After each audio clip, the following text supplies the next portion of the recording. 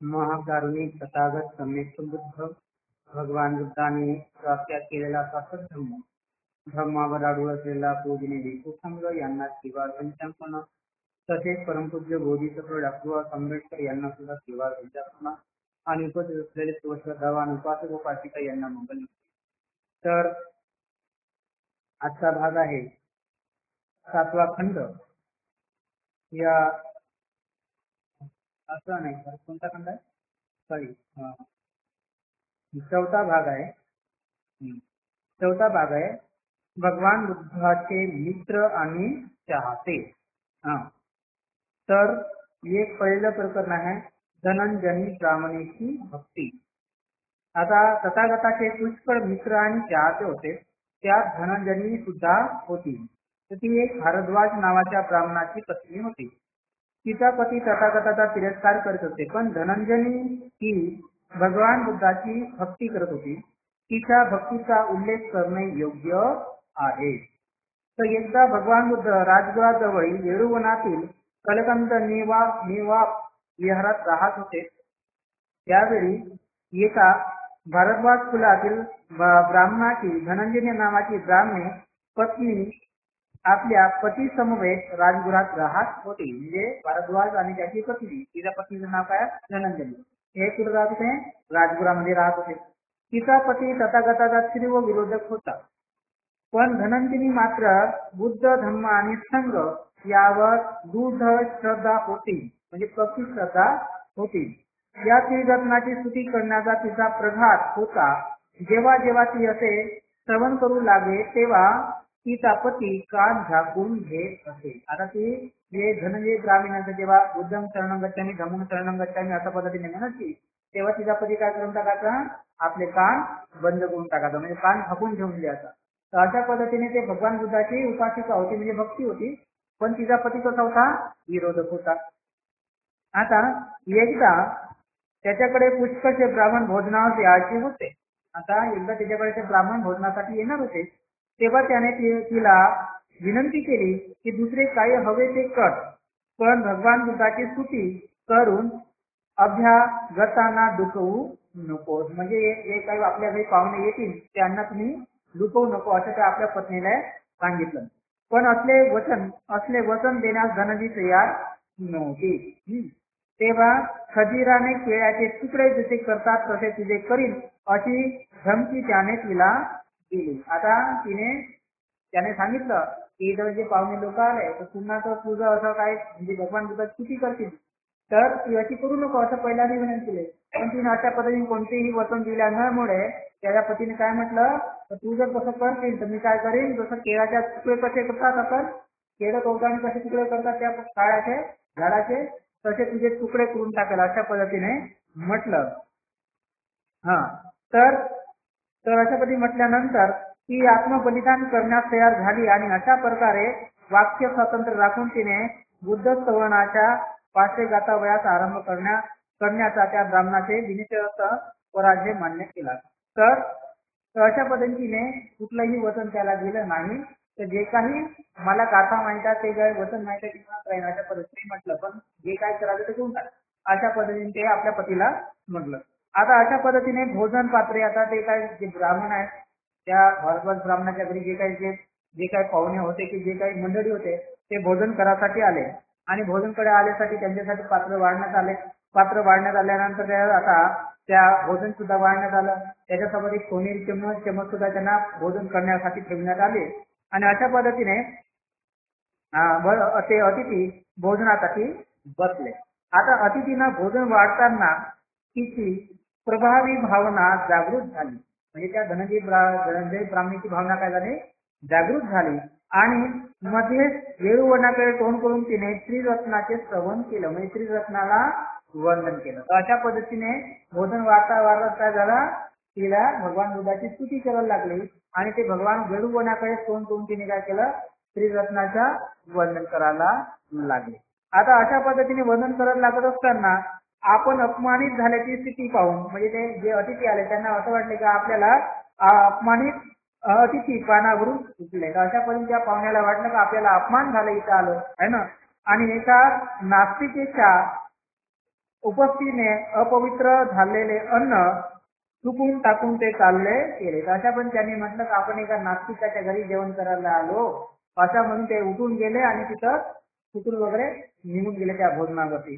आणि अशा पद्धतीने मेजवानीचा बेरंग झाल्यामुळे त्या ब्राह्मणाने त्या ब्राह्मणीची चांगलीच खरपट्टी काढली. म्हणजे त्या ब्राह्मणाने त्या ब्राह्मणीला काय केलं, चांगल्याच पद्धतीने मारलं. आपला पती भोजन वाढ. आता काय झालं, आता मारलं, अशापर्यंत तिने मार खाल्ला, पण आता पुन्हा आता तिचा पती भोजन करायसाठी बसला. आता भोजन आपला तिचा पती भोजन करायला वाढल्यानंतर पुन्हा ती काय केलं, तिच्या पतीला पुन्हा भोजन वाढत असताना पुन्हा काय करते, ती पुन्हा श्रीरत्नाची स्तुती करत असते. श्रीरत्न म्हणत असते, बुद्धाला वंदन असो, धम्माला वंदन असो, संघाला वंदन असो, अशा पद्धती म्हणते. आता पहिल्यांदा तिने पाहुण्याला म्हणजे जे काही त्याच्या घरी मंडळी आले होते तेव्हाच तिने कसं केलं तर मार खाल्लं. आता दुसऱ्यांदा तो सुद्धा तिला भोजन करताय तो भारद्वाज, तरी तिला त्याला भोजन वाढताना सुद्धा काय करते, श्रीरत्नाला वंदन करताय. तर अशा पद्धतीने तिथे असे श्रवण केल्यावर तो भारद्वाज ब्राह्मण फार रागावला व तो उठला आणि म्हणाला, चांडाळणी प्रत्येक वेळी त्या बोडक्याच्या वैरागाची सुरी घात असतेच. हा माता चांडाळकी, तुझ्या त्या गुरुलाच मी जाऊन चांगला धडा शिकवतो. अशा पद्धतीने त्याने म्हटलं आहे ना. कारण आता म्हणलं का तू सारखी सारखी त्याचीच वंदना करत राहते, त्याचीच गुणगान करत राहतो. आता मी काय करतो, तुझ्या गुरुला जाऊन धडा शिकवतो असं म्हणतो. भोजनावरून उठला आणि तिकडं झाला निघाला. तेव्हा धनंजय ब्राह्मण त्याला म्हणते की ब्राह्मणा, सदैव समार सब्रह्मा अशा या लोकात त्या अनंत सम्यक संबुद्धांना तथागतांना अशा तऱ्हेने बोलू शकेल असा कोणी श्रमण ब्राह्मण देव अथवा पुरुष असेल असे मला वाटत नाही. तरी सुद्धा हे ब्राह्मणा तू त्याच्याकडे जा म्हणजे तिला समजेल. तिने काय म्हटलं की हे ब्राह्मणा, या जगामध्ये असा कोणीही नाही जो बुद्धाला बोलू शकेल, बुद्धाला धडा शिकवू शकेल असा कोणीही नाही. देवताही नाही ना कोणती ब्रह्म भीम काहीच नाही आहे ना. तरी पण तुला जर वाटते तर तू जा, बिनधास्तपैकी जा, म्हणजे तुला तिथं गेल्यानंतर समजेल. अशा पद्धतीने म्हटल्यानंतर तेव्हा तो गाजलेला व अप्रसन्न झालेला ब्राह्मण तथागताचा शोध घेण्यास निघाला. त्याच्या समोर आल्यावर त्यांनी मितत्वाने व विनयशीलतेने त्यांना अभिवादन केले व कुशलाची पुच्छा करून तो एका बाजूला बसला. आता हा जो ब्राह्मण आहे रागारागात गेला, पण रागारागात गेल्यानंतर काय झाला, तिथं गेल्यानंतर त्याने शांतपणे म्हणजे भगवान बुद्धाला वंदन केलं आणि बसला. आणि भगवान बुद्धाला विचारलं का आपण कशी आहे, तब्येत कशी आहे, अशा पद्धतीने विचारलं. आणि मग भगवान बुद्धाला विचारून है ना एका बाजूला बसला. अशा रीती बसल्यानंतर त्यांनी तथागताला पुढील प्रश्न विचारले. काय विचारले, सुखी जीवनासाठी कशाची हत्या करावी, अधिक लढावे लागू नये म्हणून कशाची हिंसा करावी. हे गौतमा, असे काय आहे की ज्याच्या हत्येचे तू सर्वात अधिक समर्थन करतोस. तर काय म्हटलं नाही की क्रोधाची म्हणजे सुखी जीवन जगण्यासाठी कशाची हत्या केली पाहिजे, किंवा असं काय आहे की जे आपल्याला सारखं लढावं नाही लागलं पाहिजे, याच्यासाठी आपण कोणती हिंसा केली पाहिजे आहे ना. आणि आपण कोणत्या हिंसेला प्राधान्य देता, अशा पद्धतीने भगवान बुद्धाला म्हटलं. आता भगवान बुद्ध कोणत्या हिंसेला प्राधान्य देत होते, कोणती हिंसा करा म्हणत होते, कोणती हिंसा करा म्हणत होते माहित नाही का. तर तथागताने उत्तर दिले, सुखप्रद जीवनासाठी क्रोधाची हत्या केली पाहिजे, अधिक रडावे लागू नये यासाठी क्रोधाची हिंसा केली पाहिजे.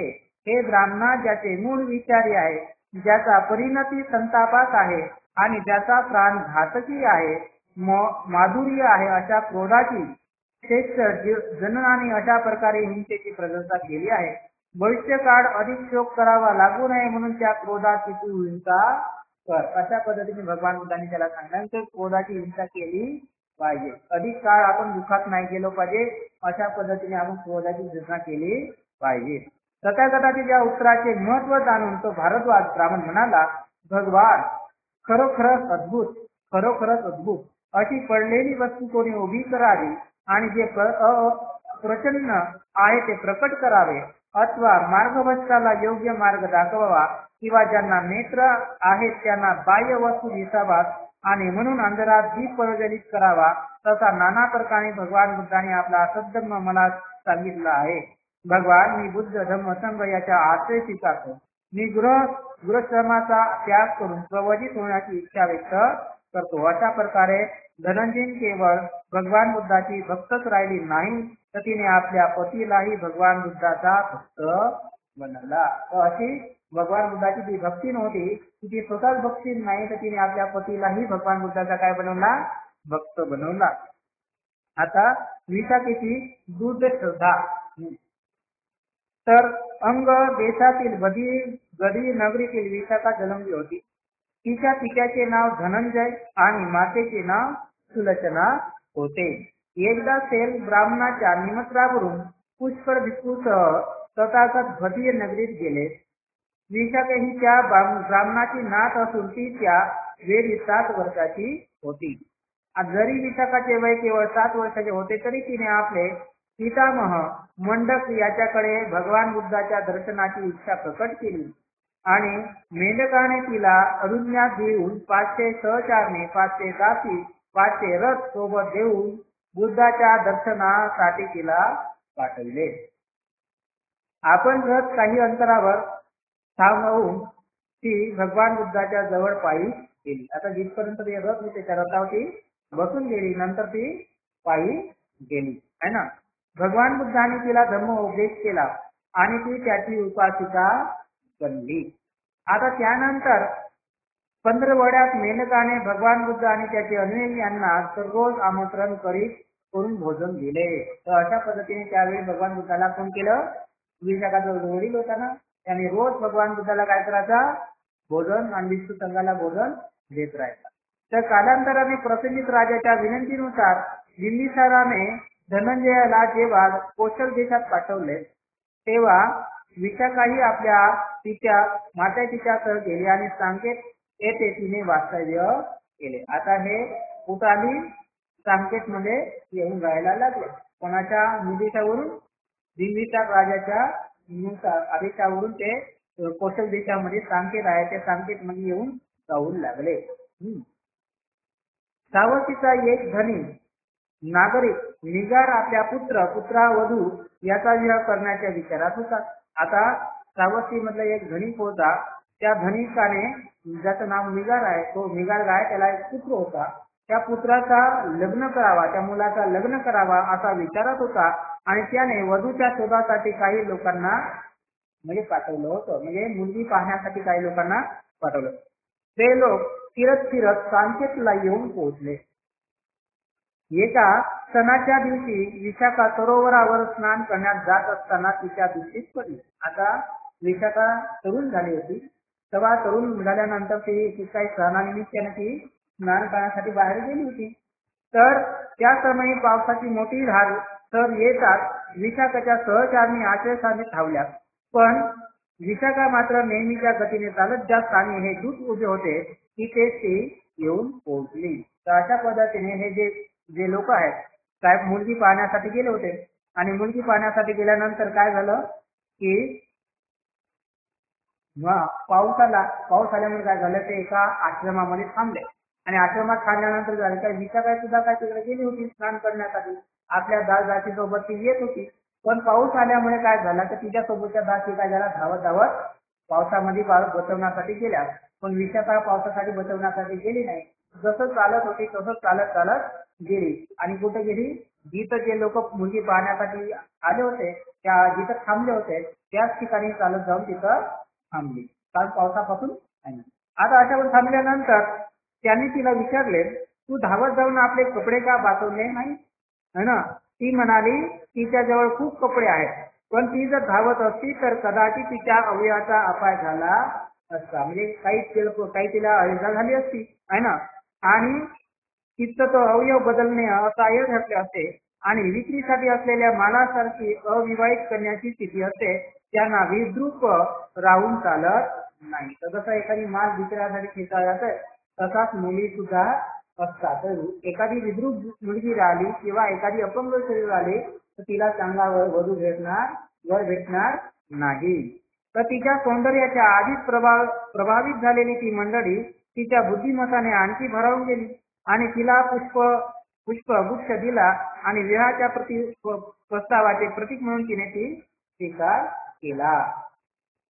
आता विशाखा घरी परतल्यानंतर ती मंडळी तिच्या मागून तिथे आली व त्यांनी धनंजयाकडे पुण्य वर्धनाबद्दल शब्द टाकला. त्याची सूचना स्वीकारली गेली आणि नंतर पत्रव्यवहाराने वेद पक्का ठरवण्यात आला. तर अशा पण ते मंडळी त्याच्या घरी गेले ते विशाखाच्या आणि ती लग्नाची काय केली मागणी केली आणि त्याच्यामुळे ते पत्रिका दूर त्यांचे वगैरे आणि ते काय झालं पक्का लग्न झाला. आणि अशा पद्धतीने प्रसंगित जेव्हा राजाला हे समजले तेव्हा अपूर्व सन्मानार्थ पुण्यवर्धनासह सांकेतला जाण्याचा त्याने इच्छा दर्शवली आणि धनंजयाने राजा व त्याचा सहपरिवार निगार पुष्पवर्धक आणि त्याचे सहकार्याचे भव्य स्वागत केले. आदर पिकाच्या सर्व बाबतीत त्याने लक्ष घातले. तर अशा पद्धतीने त्यांचा काय झाला पुनर्विवाह झाला आणि सगळ्या पद्धतीने चांगल्या पद्धतीने झालं. आता वधूचे अलंकार करण्यासाठी 500 सुवर्णकराची योजना केली गेली. धनंजयाने आपल्या कन्येच्या विवाहापेक्षात धनाच्या 500 गडा सुवर्ण पात्रे व पशुधन इत्यादीच्या 500 अशा अर्पण केल्या. तर अशा पद्धतीचं विशाखाचा वडील आहे त्याने लग्न झाल्यानंतर आपल्या मुलीला काय केलं भरपूर वस्तू अशा दिल्या. सोन्याच्या पात्रा दिल्या, सोन्याच्या जे काही गाई म्हणजे जे काही सोनं चांदी वगैरे जे गाई वगैरे आहेत धन वगैरे आहेत अशा सगळ्या गोष्टी त्या धनंजयने आपल्या विशाखा मुलीला लग्नामध्ये भेट दिल्या. तर अशा दिल्यानंतर विशाखाने आता विश्वपता जेव्हा निरोप घेण्याची पाळी आली म्हणजे तिला सासरी जाण्याची पाळी आली तेव्हा धनंजयाने काही उपदेश तिला दिला. उपदेशाच्या अशा 10 सूचना तिला सांगितल्या. कोणत्या सांगितल्या आहे तर अशा पण सांगितल्या असताना जसं ज्या 10 सूचना तो धनंजय आपल्या मुलीला सांगताय या सूचना सुद्धा तो तिचा सासरा सुद्धा काय आहे ऐकत आहे. कल्याकडच्या दुसऱ्या पुढे मध्ये असल्यामुळे त्याला सुद्धा ती ऐकायला गेल्या है ना. तसं काय काय सांगितलं त्या सूचना त्याने घरातला अग्नी बाहेर न देणे है ना. घरातील अग्नी बाहेर न देणे, बाहेरचा अग्नी घरात येऊ न देणे, जो कोणी परत काही देईल त्यालाच काही देणे, जो कोणी देणार नाही त्याला काही न देणे, जो देईल त्याला देणे आणि न देईल त्यालाही देणे, प्रसन्नतापूर्वक बसणे, प्रसन्नतापूर्वक खाणे पिणे आणि अग्नी प्रज्वलित राहील अशी खबरदारी घेणे आणि गृहदेवतांना आदर दर्शविणे. अशा पद्धतीने 10 सूचना त्यांनी विशाखाला सांगितल्या. आता दुसऱ्या दिवशी धनंजय आपल्या कन्येच्या पुरस्कारात 8 गृहस्थाची नियुक्ती केली. आता पुन्हा सुद्धा त्याने हे सगळं केलं पण पुन्हा त्याने काय केलं 8 लोकांची नियुक्ती केली. कशासाठी की धनंजय जे विशाखा आहे ती आपल्या सासरी गेल्यानंतर तिच्यावर कोणीही अन्याय अत्याचार केला किंवा ते जर तिचं काही चुकत असेल तर हे जे 8 लोक काय करतील तिचा खरं किंवा खोटं ते निवाडा लावतील आणि त्याप्रमाणे त्याचा काय करतील निर्णय देतील. तर अशा पद्धतीने त्याच्यासाठी 8 लोक सुद्धा काय या धनंजयाने काय आहे तिथं पाठवलं. आपली सून श्रावस्तीला जनतेने पाहावी अशी निगारची इच्छा होती.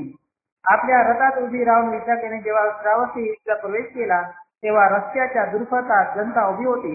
जनतेने विशिक उपहाराचा वर्षाव केला पण तिने त्या सर्व वस्तू जनतेला वाटून दिल्या. आता अशा पद्धतीने विशाखा नववधू म्हणून आली तेव्हा त्या सगळ्या लोकांना दर्शन घ्यावासाठी त्या रथावरती त्याला बसवण्यात फिरवण्यात आलं आणि त्या जनतेने काय केलं तिला खूप काही प्रोत्साहन मिळाले म्हणजे अशा काही भेट वस्तू वगैरे दिल्या. पण त्या विशाखाने काय केलं त्या भेट वस्तू सगळ्या जनतेला काय केल्या वाटून दिल्या. आता निगार हा निकंठनाथाचा उपासक होता. विशाखा घरी आल्यावर लवकरच त्याने निकंठांना पाचारण केले आणि त्याचे स्वागत करण्यास तिला सांगितले पण त्याची नग्न अवस्था पाहून तिला घृणा आली आणि तिने त्याचा सन्मान करण्याचे नाकारले. हा निकंठ कोणाचा होता उपासक म्हणजे हा विशाखाचा सासरा कोणाचा उपासक होता निकंठाचा उपासक होता. म्हणून हा निकंठाला पाचारण केलं का आता लग्न झाल्यानंतर कोणी आपल्या जे काही ज्याचं उपासक असतात त्याला बोलवतात. असं पण त्याला बोलवलं आणि त्याला बोलवल्यानंतर निकंठनाथाचे विशिष्ट त्यांना बोलवलं आणि त्याच्यानंतर विशाखाच्या हातून त्यांचं स्वागत करायला सांगितलं पण तिने स्वागत केलं नाही. का केलं नाही कारण ते नग्न अवस्थेमध्ये राहतात म्हणून त्याचे स्वागत केलं नाही. निकंठ आणि हट्ट धरला की तिला घरी परत पाठवून द्यावे. अशा पण त्या निकंठात हा म्हणजे स्वागत केलं नाही तिला घरी परत पाठवून द्यावं असं बरोबर ना. पण निगाराने कालहरण करण्याचे योजले, म्हणजे आता ते कालांतराने आपण करू अशा पद्धतीने त्याने ठरवलं. आता एके दिवशी निगार भोजनास बसला होता व विशाखा त्याला पंख्याने वारा वाहत होती. इतक्यात घराच्या बाहेर एक भिक्षू उभा असल्याचे तिच्या दृष्टीयुक्तीस दिसले. निगारची त्याच्याकडे लक्ष जावे म्हणून विशाखा बाजूला झाली, पण भिक्षू कडे न पाहता निगाराने भोजन सुरूच ठेवले. तर अशा पद्धतीने विशाखा सासऱ्याला भोजन वाढत होती आणि वाढता दारासमोर कायला भिक्षू आला आणि भिक्षू आल्यानंतर हे विशाखा पंखावर अशी हवा देत होती भोजन करत असताना. पण आता काय झालं तर तिला वाटलं की दारातला भिक्षू हा निगार आपल्या सासऱ्याला दिसला पाहिजे, म्हणून ती काय झाली तिथून बाजूला आली, म्हणजे त्या म्हणजे भिक्षू बरोबर दिसला पाहिजे अशा पद्धतीने ती काय झाली त्या भिक्षूच्या आड नव्हत्या बाजूला झाली. असं वाचल्यानंतरही तो निगार काय देवच झाला, त्याने भिक्षूकडे लक्ष दिलं नाही. तेव्हा ते म्हणते हे पाहताच विशाखाने भिक्षूंना बोलली, काय बोलली, कृपा करून पुढे जा, माझे सासरे चिरे अन्न खात आहेत. निगारला राग आला, त्याने तिला माघारी पाठवण्याची धमकी दिली, पण तिची विनंतीनुसार ही बाब त्या अष्टपंचा समोर मांडण्यात आली. आता त्यांनी तिच्या विरुद्ध केलेल्या सर्व आरोपाची चौकशी केली आणि तिला दोषमुक्त ठरविले. तर अशा पद्धतीने काय झालं की सासऱ्याने काय केलं, तिच्यावर आरोप केला की ही बरोबर नाही म्हणून हिला सासरी पाठवलं पाहिजे. पण तिने काय केलं, तिचे 5 पंच आहेत, 8 लोक आहेत, या 8 लोकांसोबत तिने तक्रार केली की अशा मध्ये माझं काही चुकलं नाही. मग ते 8 लोक आले, 8 लोक आल्यानंतर त्यांनी ते काही निर्णय लावला कोणाचं चूक आहे कोणाचं काय आहे ना. अशा पद्धतीने विशाखाच्या बाजूने काय केला, निर्णय दिला की ती निर्दोष आहे, तिने काही चुकलेलं नाही. अशा पद्धतीने विशाखाचा विजय झाला. आता त्यावर विशाखाने आज्ञा दिली. आता विशाखाचा विजय झाला त्यावर विशाखाने आज्ञा दिली तिला माहेरी पाठवण्याची सिद्धता केली जावी. आता विशाखाचा विजय झाल्यानंतर विशाखा दोषमुक्त असल्यानंतर तिने काय म्हटलं, आता मी माहेरी जायची आहे, मला माहेरी जाण्यासाठी तयारी करून द्या अशा पद्धतीने. आता निगार आणि त्याच्या पत्नीने तिची क्षमा मागितली. भगवान बुद्धाने त्याला भिक्षू परिवार यांना आमंत्रण दिले जावं अशी ती अट घालून विशाखेने त्यांना क्षमा केली. तर त्या सासऱ्याने आणि त्या सासूने तिला क्षमा मागितली, पण तिने म्हटलं की असं काही होणार नाही, तर माझी एकच अट आहे, ती एक अट जर पूर्ण केलं तर मी राहतो अशा पद्धतीने. काय म्हटलं की भगवान बुद्ध आणि भिक्षू सांगणारा तुम्ही या घरी मला भोजन द्यायचं आहे अशा पद्धतीने अट ठेवली आणि त्याने तसं केले. पण निकंठाच्या दडपणामुळे आता त्यांना म्हटलं का ठीक आहे तुम्ही इच्छा पूर्ण कर अशा पद्धतीने त्या सासऱ्यांनी म्हटलं. पण ते निकंठाच्या दडपणामुळे सर्व राही करण्याचे काम त्याने विशाखावर सोपवले. फक्त भोजनाच्या अखेरीस होणारे भगवान बुद्धाचे प्रवचन पडद्या ऐकून श्रवण करण्याची मान्यता दिली. पण आता निकंठाचा दडपण असल्यामुळे त्याचा प्रभाव असल्यामुळे त्याने काय म्हटलं, तर जे काही करायचं तू कर, आपण त्याच्यामध्ये बंद करणार नाही असं त्याने म्हटलं. हा लागाय शेवटी आपण काय करू, पाठी मागून असं लपून वगैरे थोडं प्रवचन ऐकू अशा पद्धतीने त्याने म्हटलं. आणि त्याच्यानंतर मग ते प्रवचन आता काय झालं की प्रवचनाचा प्रभाव त्याच्यावर एवढा पडला की तो उपासक बनला. अशा पद्धतीने तो पडद्या सांगून म्हणजे प्रवचन ऐकत होता, पण प्रवचनाचा प्रभाव एवढा पडला तर तो काय झाला, उपासक झाला. आणि विशाखेबद्दल त्याला असीम कृतज्ञता वाटली आणि त्यानंतर तो तिला माते समान मानू लागला. तर अशा पद्धतीने त्या विशाखाबद्दल काय झालं, असं प्रेम भावना आपुलकी निर्माण झाली आणि त्याने विशाखाला आपल्या माते समान मानलं. अशा पण त्याप्रमाणे तिचा आदर सत्कार करू लागला. यानंतर तिला निगार माता असे संबोधण्यात आले. तर विशाखाला सुद्धा काय संबोधण्यात आले, निगार माता. कारण की तिने म्हटलं तर मला जे काही मिळालेलं आहे, जे काही धर्म मिळाला विशाखामुळे मिळाला आहे, म्हणून त्या निगारने विशाखाला आपली माता म्हटली, म्हणून सगळेजण तिला निगार माता असे बनवून राहिले. अशा प्रकारे विशाखेची ही बुद्ध श्रद्धा होती.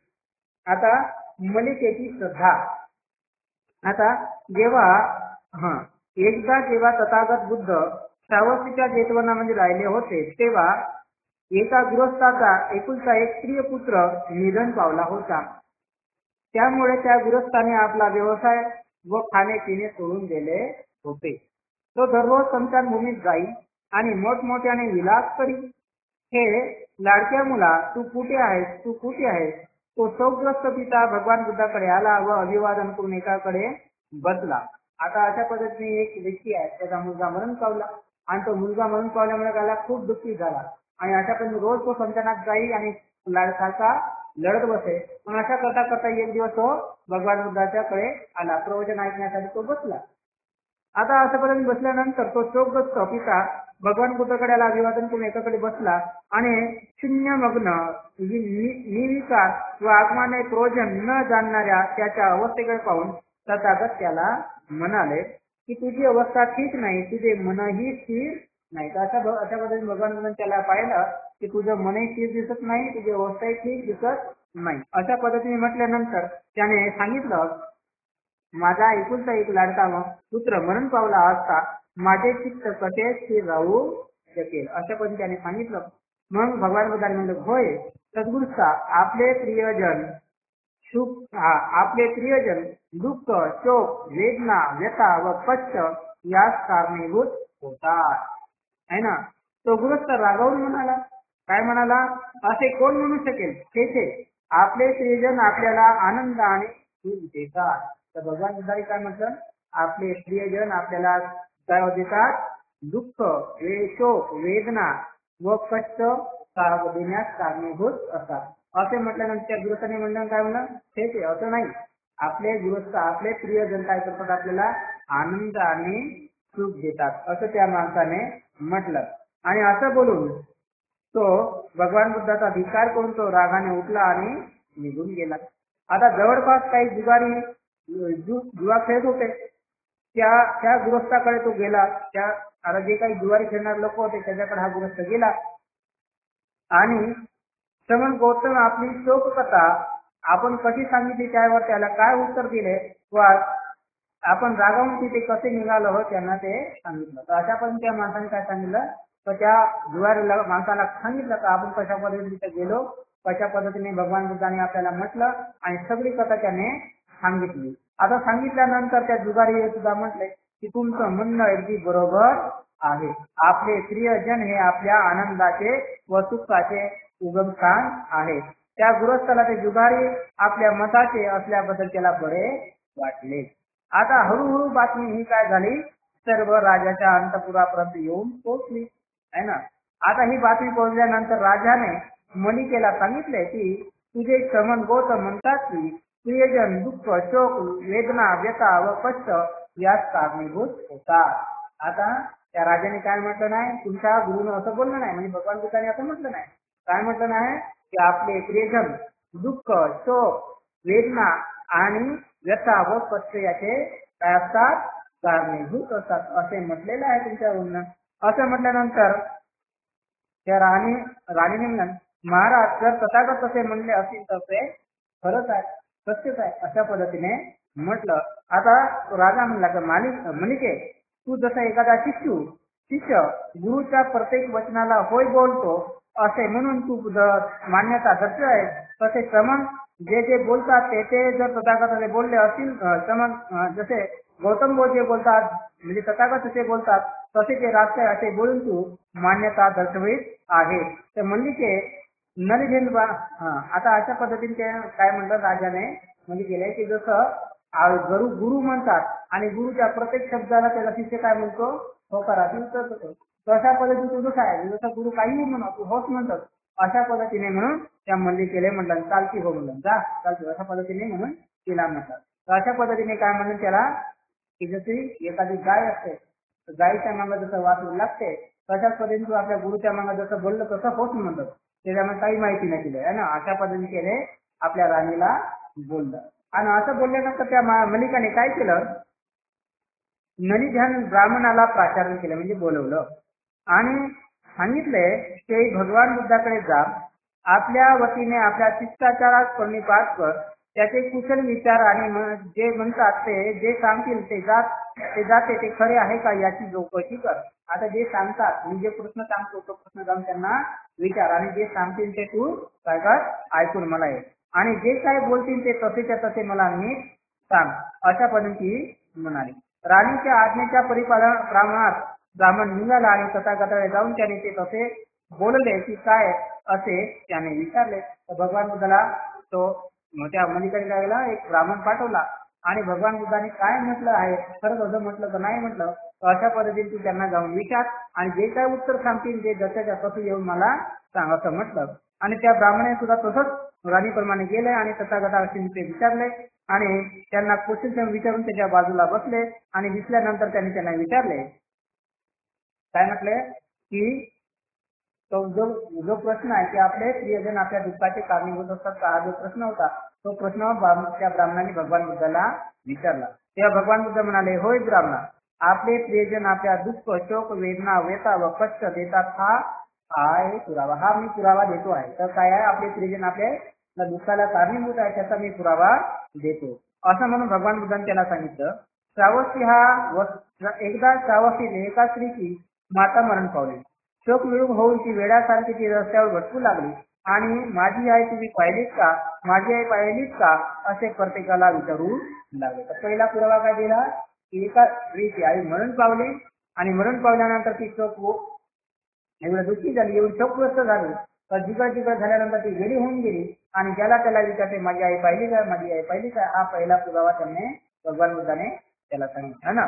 आता दुसरा पुरावा दिला कोणता, श्रावस्तीचा एका स्त्रीचा पती, बंधू, भगिनी, पुत्र, कन्या व पती निधन पावले आणि शोक म्हणून ती वेळासारखी ती गल्लोगल्ली भटकायला लागली आणि आपले प्रियजन कोणी पाहिले का असे प्रत्येकाला विचारले. आता दुसरा पुरावा दिला की श्रावस्ती एक स्त्री आहे, ती ते सर्वजण म्हणून पावल्यात, आई वडील पत्नी मुलं बाळा पती सगळे म्हणून पावल्यात.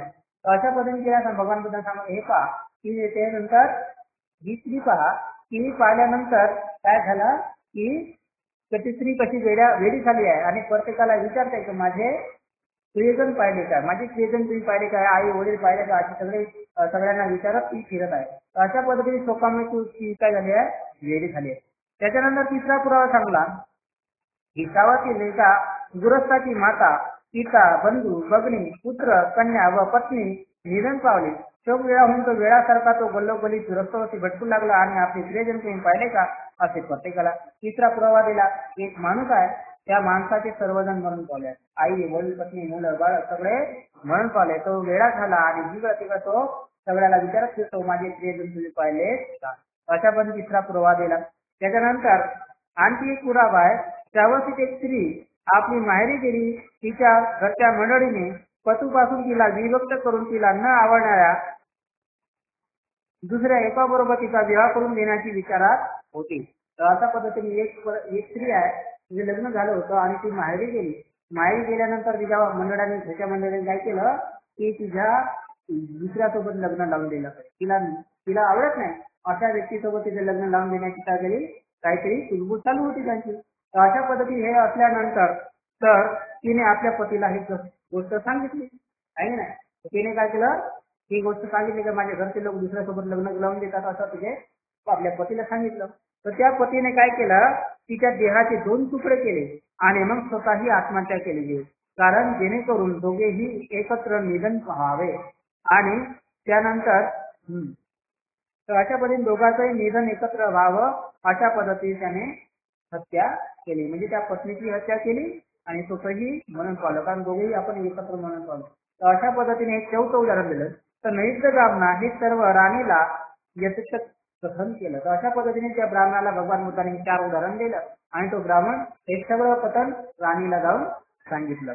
आज त्यानंतर राणीने राजाकडे गेली आणि म्हणाली, आपली एकुलती एक कन्या वजिरा आपल्या स्त्री आहे काय. ते म्हणजे का राजाकडे गेली आहे ना. आणि तिने काय विचारलं की आपली एकुलती एक वजिरा नावाची मुलगी आहे, ती आपला स्त्री आहे काय. तर त्यावर राजाने म्हणलं, होय स्त्री आहे असं राजाने तिला सांगितलं. त्यानंतर आपल्या लाडक्या वजिराला काही झाले तर आपणास दुःख होईल काय. आता ती जी लाडकी वजीर आहे तिला जर काय झाले तर दुःख होईल काय किंवा नाही अशा पद्धतीने विचारला. तर जर तिला काही झाले तर माझ्या जीवनावर त्याचा फार परिणाम होईल असा तो राजा म्हणाला. आता त्याच्यानंतर त्या महाराणी पुन्हा विचारलं नाही, काय विचारलं, महाराज मी आपणास स्त्री आहे काय. मलिकेने विचारला, राजाने म्हटलं होय स्त्री आहेत. आणि मग मला जर काही झाले तर आपणास दुःख होईल की नाही. तर राजाने म्हटलं, जर तुला जर काही झाले तर माझ्या जीवनावर त्याचा फार परिणाम होईल असं त्याने राजाने म्हटलं. आणि महाराज मग काशी कौशल नागरिक आपणास प्रिय आहेत का, म्हणजे काशीचे किंवा कौशल्याचे हे नागरिक आपल्यास प्रिय आहेत का, अशा पद्धतीने विचारलं. मग राजाने उत्तर दिलं होय. आणि नंतर राजाने आता मग त्यांना विचारलं जर त्यांना काही झाले तर आपणास दुःख होईल की नाही, अशा पद्धतीने राणीने दुसरा प्रश्न विचारला. तेव्हा जर त्यांना काही झाले तर त्याचा घोर परिणाम होईल आणि ते दुःख होईल अशा पद्धतीने म्हटलं. तर अशा पद्धतीने म्हटलं त्या तर अशा पद्धतीने त्यांना जर काही झालं तर माझ्यावर सुद्धा काय होईल, वाईट होईल, मला सुद्धा दुःख होईल, अशा पद्धतीने त्या राजाने उत्तर दिलं. तर मग त्याशिवाय राणी म्हणते की मग तथागत याशिवाय निराळे काही बोलले का, आहे की नाही. मग तथागताने याच्या व्यतिरिक्त असे काही विरुद्ध बोलले का, तर आपले दुःख प्रियजनाचे त्यावर कारणीभूत आहे असं म्हटलं. मग तथागताने याच्या विरुद्ध असं काही बोललं आहे का, आहे की नाही. तथागत तेच सांगतात ना, तर जे आता तुम्ही म्हटले आहे तेच तथागताने सांगितलेलं आहे. तर अशा पद्धतीने म्हटल्यानंतर राजाला सुद्धा काय झाला, पश्चाताप झाला. तर अशा पद्धतीने मल्लिकाचं सुद्धा उदाहरण दिलं नाही. आता एक गर्भवती मातेची तीव्र अभिलाषा. आता एक गर्भवती स्त्री होती तिची अभिलाषा सांगितली. ती एकदा भगवान बुद्ध भग देशी बेसलकला वनातील सुकुमार पर्वतावरील मृग उपवनात राहत होते. राजकुमार बोधीचा पद्म नामक प्रसाद त्यावेळी नुकताच तयार झाला होता, पण त्यात श्रमण ब्राह्मणाचे किंवा कुण्या दुसऱ्याचे वास्तव्य झाले नव्हते. राजकुमाराने संक्षिप्त पुत्र नामक ब्राह्मणाला सांगितले, तथागताकडे जा, माझ्यातर्फे त्यांना अभिवादन कर, त्याचे कुशल उत्सव विचार आणि भिक्खू संघासहित त्यांना माझे भोजनाचे आमंत्रण दे. भगवान बुद्धांना दिले गेले. मौनाने त्याचा मान दर्शवली आणि हे वृत्तांत राजकुमाराला निवेदन केले. तर एक जो राजकुमार होता भगवद्गीतामध्ये त्या राजकुमाराने काय केलं, एक पद्म नामक एक काय केला, महाल बांधला. पण ते महाल बांधल्यानंतर तिथं वास्तव्य काही सुरू झालं नाही, म्हणजे सुरुवातीने नवीन आहे. तर त्याच्या उद्घाटन करण्यासाठी काय झालं की भगवान बुद्धाला भोजनदान द्यायचं होतं त्याला. म्हणून त्याने काय केलं, एका आपल्या ब्राह्मणाला बोलवलं आणि त्याने सांगा माझ्याकडून भगवान बुद्धाला वर्णन करा आणि वर्णन करून त्याची कुशल विचारा आणि त्याचं भोजनदान स्वीकारास विनंती करा. अशा पद्धतीने त्या ब्राह्मणाला सांगितलं. भगवान बुद्धांनी त्या ब्राह्मणाने तसंच केलं. भगवान बुद्धांनी मौन राहूनच त्यांची म्हणजे भोजनाचा स्वीकार केला, है ना. आता रात्र झाल्यानंतर राजकुमार आपल्या पद्म नावाच्या प्रसादात उत्तम भोजन सिद्ध केले आणि प्रसादाच्या पायऱ्यावर शुभ्र वस्त्र आच्छादित करून सर्व सिद्धता असल्याचे वर्तमान भगवान बुद्धास कळविण्यास त्या तरुण ब्राह्मणांना सांगितलं. अशा पद्धतीने सगळी व्यवस्था केली भोजनाची आणि त्या जिथे पायऱ्या असतात त्याच्यावरती असे पांढरे वस्त्र घालले आणि भगवान बुद्धाला भोजनास पाठवले. तसे केल्यावर लवकरच तथागत शिवर परिधान करून भिक्षापात्र हातात घेऊन प्रसादापाशी आले. तिथे दारापाशी राजकुमार त्याची प्रतीक्षा करीत उभा होता.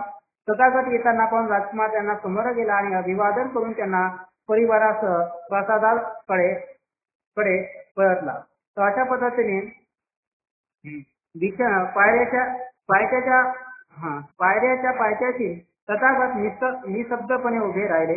राजकुमार बोलला, तथागताने बिछाण्यावरती प्रदापन करण्याची कृपा करावी. कृपा करून तथागताने माझी विनंतीप्रमाणे करावे, म्हणजे मला चिरकाल हितावह होईल. पण तथागत निशब्द उभे राहिले. अशा पद्धतीने भगवान बुद्धाने तिथं ज्या पायऱ्याजवळ पांढरा वस्त्र ठेवला होता तिथपर्यंत आले आणि भगवान बुद्ध उभे राहिले. त्या राजकुमारा म्हणले की भगवान आतमध्ये आपण प्रवेश कराल तर माझ्या इथून तुम्ही जाहाल तर माझ्या चिरकाळ हित साधेल, अशा पद्धतीने म्हणलं. पहिल्यांदा म्हटलं भगवान बुद्ध शब्दच राहिले, दुसऱ्यांदाही म्हटलं भगवान बुद्ध शब्दच राहिले, तिसऱ्यांदाही म्हटलं तेव्हा भगवान बुद्ध शब्दच राहिले, काहीच बोलले नाही. पुन्हा एकदा भगवान बुद्धाने तिसऱ्यांदा म्हटल्यानंतर तथागत शब्दच राहिले आणि तिसऱ्यांदा त्याची विनंती केल्यानंतर तथागताने आनंदाकडे पाहुले. तर त्यानं तिसऱ्यांदा दुसऱ्यांदा म्हटल्यानंतर भगवान बुद्ध कोणाकडे पाहिले, आनंदाकडे पाहिले. तर अडचण काय होती हे आनंद समजला आणि त्याने पायऱ्यावरचे आच्छादन गुंडाळून काढून ठेवावे असे त्यांना सांगितले. आपल्या अवण्याचा विचार करताना तथागत त्या वस्त्रावर पाय ठेवतील असे शक्य नव्हते.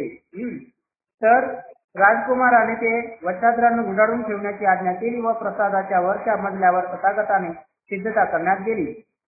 आणि तथागत भिक्षू संघासहित पायऱ्यातून वर गेले आणि त्याच्यासाठी सिद्ध केल्यावर आत्मस्थ प्रस्थापन झाले. तर भगवान बुद्ध मग त्या राजकुमारी काय केलं, भगवान बुद्ध पायऱ्या तोडून गेले आणि त्या राजकुमार जिथं त्यांच्यासाठी भोजनाची व्यवस्था केली होती, ते आसन मांडले होते, तिथं भगवान बुद्ध राहून बसले. तर अशा पद्धतीने भोजन वाढले आणि राजकुमार भिक्षूंनाही भोजन वाढलं आणि भगवान बुद्धालाही भोजन वाढलं.